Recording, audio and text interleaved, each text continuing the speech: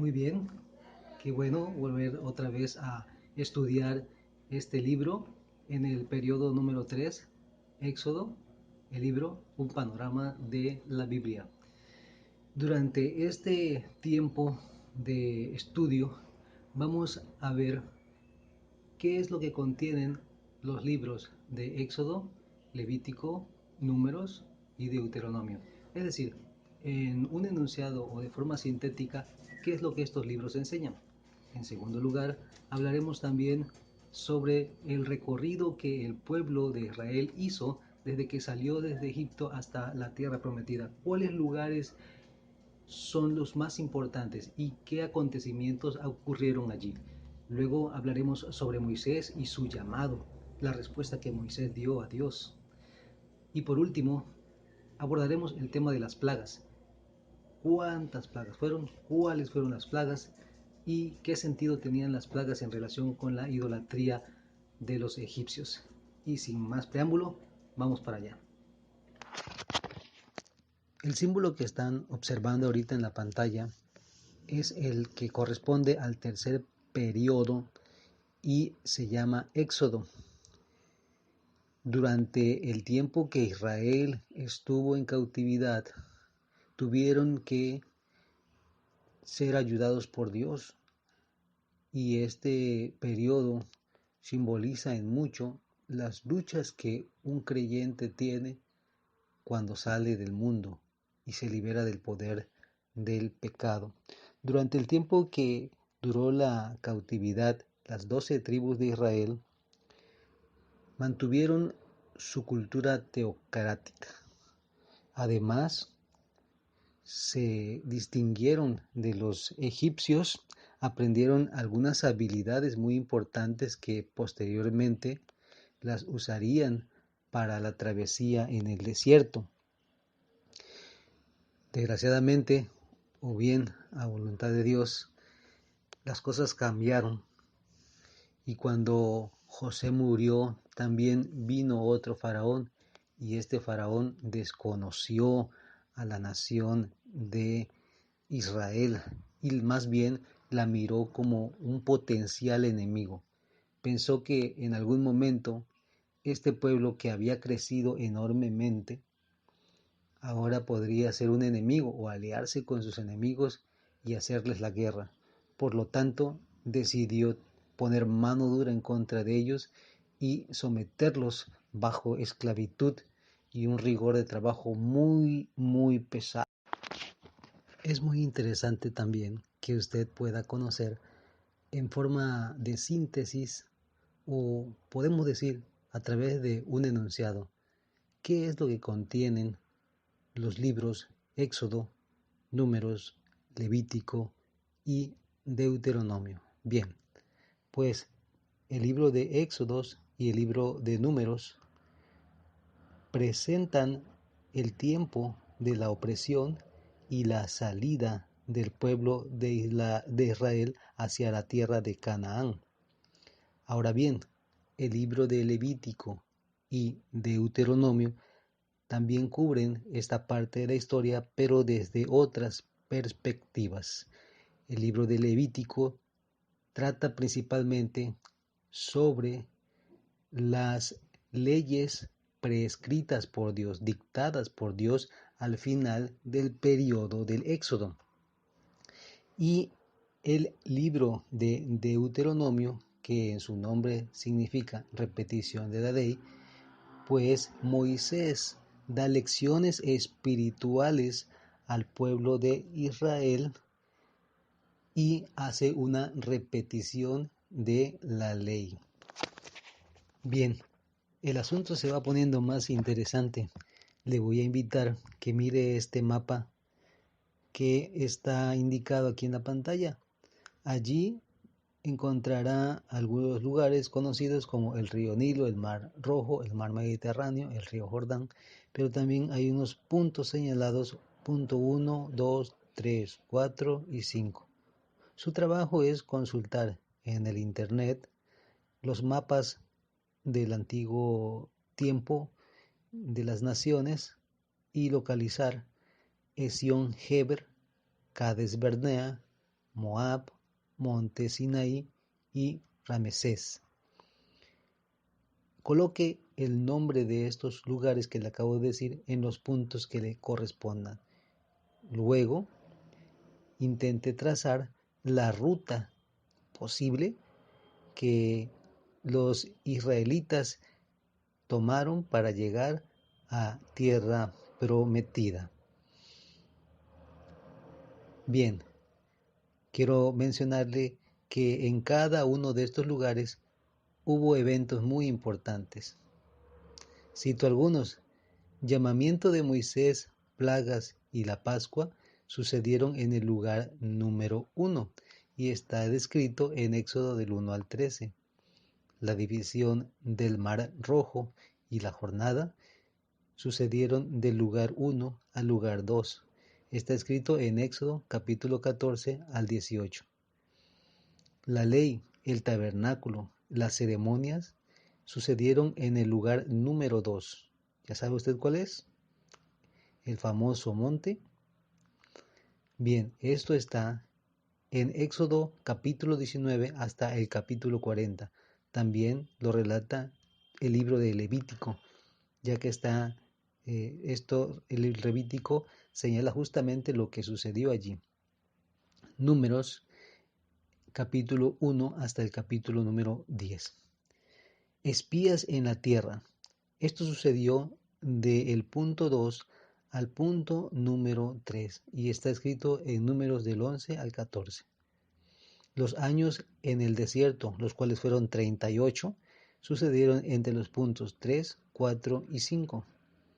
Está escrito en Números capítulo 15 hasta el capítulo 33.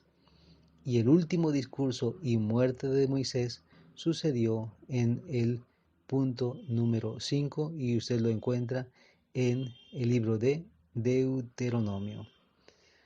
Ahora, veamos estos eventos mientras Israel progresó desde Egipto, punto número 1, hasta el punto número 5, Moab.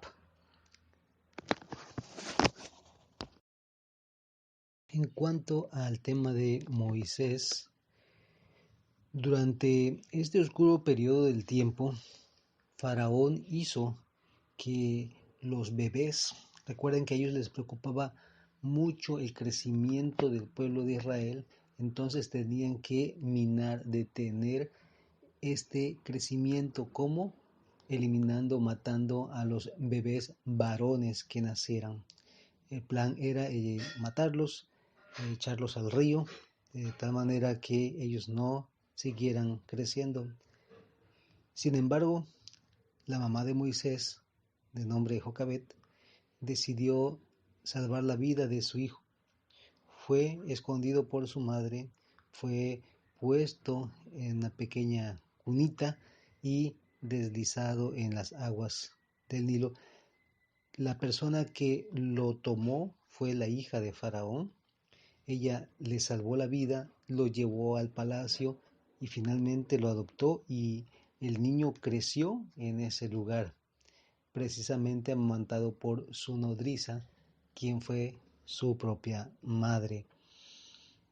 Bien, cuando Moisés ya tenía 40 años, identificado con su pueblo, sabiéndose un israelita también, defendió a uno de sus hermanos y en ese proceso mató a un hombre, a un egipcio. Así que tuvo que huir, huyó al desierto del Sinaí y allí en ese lugar aprendió a ser pastor. ¿Cuánto tiempo estuvo allí?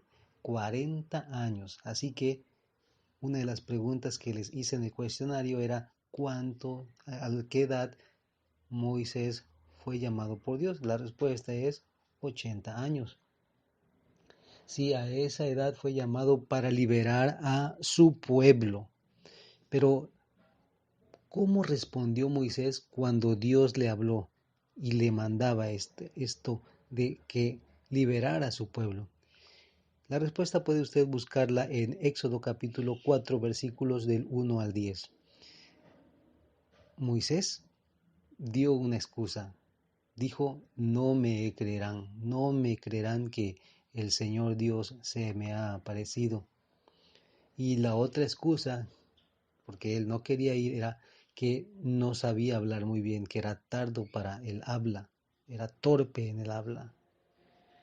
Pero Dios le dijo que Él estaría en su boca, estaría en su corazón y le enseñaría lo que tendría que hablar. ¿Le suena esto familiar? Muchas veces nosotros mismos en nuestro llamado que Dios nos hace, presentamos excusas y decimos no somos capaces, no puedo, me da pena, me da miedo, no tengo la habilidad. Sin embargo, cuando Dios nos llama y nos da una orden, Él va a proveernos de todo lo necesario y sobre todo de su presencia para poder hacer su voluntad. Así que si Dios te está llamando, adelante, hermano. Plagas. Con Aarón como el portavoz, Moisés se presentó delante de Faraón para decirle: deja ir a mi pueblo, deja ir a mi pueblo. Pero Faraón se negó y cada vez se comportaba más obstinado. Parecía que entraba en razón, pero una vez que se sentía aligerado, volvía a encrudecerse contra el pueblo de Israel. Así que Dios contestó con plagas. Las plagas fueron aumentando en intensidad mientras Faraón endurecía más y más su corazón. Usted aprenderá que hubo 10 plagas que afectaron grandemente al pueblo egipcio. La plaga de la sangre en el Nilo, la plaga de las ranas, los piojos, de enjambre, la plaga de la muerte del ganado, de las úlceras, sarpullido, la plaga de el granizo, langostas, las tinieblas y la muerte de los primogénitos.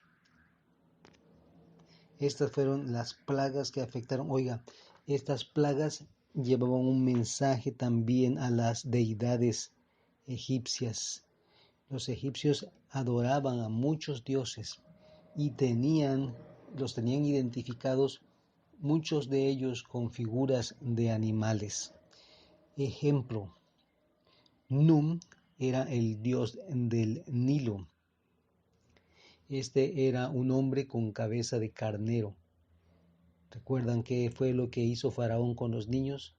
Arrojarlos al río. Mucha sangre de niños fue derramada en ese lugar. Bueno, Dios contestó de alguna forma: ¿quiere sangre? Ahí está la sangre. Las aguas se tiñeron de rojo, las fuentes se llenaron de sangre y de hedor porque los peces murieron. También Heket era el dios rana.